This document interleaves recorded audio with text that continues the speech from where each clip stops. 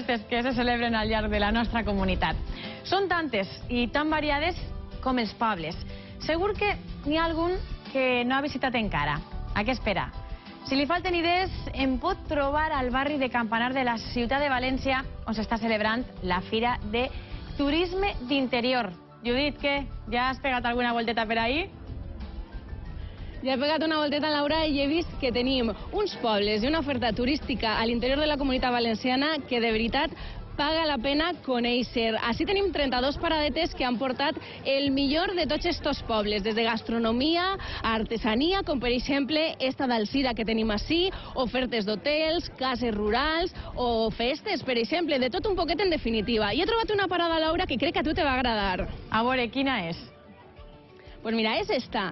Esta que tenim així, que són herbes naturals i ecològiques de la Serra Mariola, que serveixen per aromatitzar, per a fer-nos un té o per a cuinar. Si tu eres bona cuinera, Laura, te portaré unes copetes. Sí que m'agrada, m'encanten. Anem a fer una paradeta també a altres de les casetes i te vaig a mostrar, per exemple, esta que tenim així, que és la de la Ribera del Xúquer. 47 pobles de la Ribera del Xúquer que han portat així la seva oferta turística i també gastronòmica, els millors productes d'esta terra. I penses que ja és hora de berenar, no, Laura? Sí, ja són horetes, ja.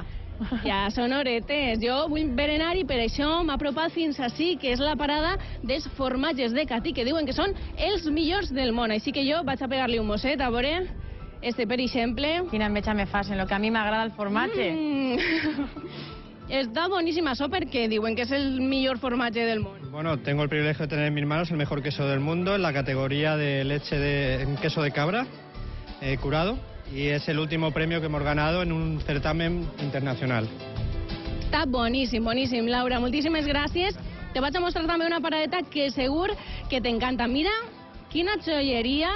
Ella és Rosa Sempere, joiera de Morella, que fa aquestes filigranes. Són recreacions, Rosa, del segle XVIII. Sí, som de final del segle XVIII, principi del XIX, i bueno, són tant de València com de Castelló com d'Aragó. I això què és, de festeres o...?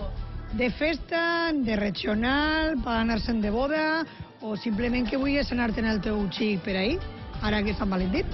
De tot un poc, Laura. Mira, per exemple, tenim esta parada, que segur que t'encanta també, jaquetes, bolsos, i en definitiva, la pell de Llombai, que és, ja sabeu, molt famosa a la nostra comunitat. I com estic xerrant tant de rato, vaig a fer paradeta a la següent parada, que és la de Olla de Cadenes, que m'està esperant així Javier. Hola, Javier, que és un dels organitzadors d'esta fira. Per què ha de vindre així la gent, Javier? Pues la gent ha de vindre perquè això és un resum de lo que és la comunitat valenciana, de cultura, tradició, gastronomia, turisme.